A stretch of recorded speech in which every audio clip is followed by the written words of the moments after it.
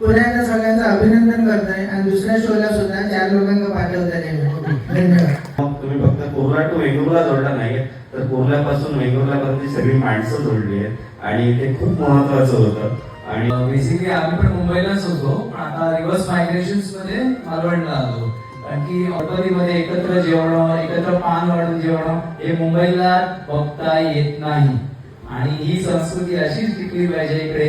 Everybody should come back and start a new life again from जिथे आपली नाळ जुळली असते तिकडे आपण परत सुरुवात केली पाहिजे.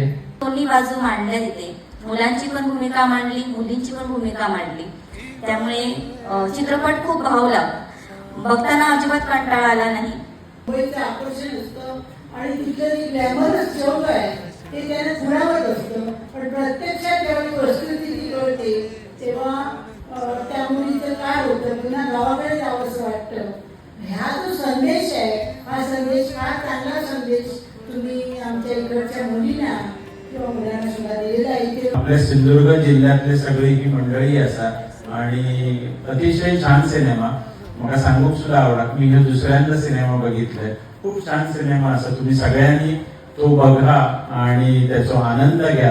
माझे मिस्टर पण जॉब सोडून गावी परमनंट शेती करण्यासाठी इकडे आलेले आहेत, त्यामुळे आम्ही दोघं पण या सिनेमाला खूप कनेक्ट करतो, रिलेट करतो. पिक्चर छान आमका आवडलो आणि 4 लोकांना आम्ही सांगतो पिक्चर बघून जा म्हणून. कारण आपल्या लोकांनी बनवलेलं पिक्चर असा आणि तोडीस तोड पिक्चर आहे. कुठेही पिक्चर बघताना कंटाळा येणार नाही की असा खोटा वाटणार नाही.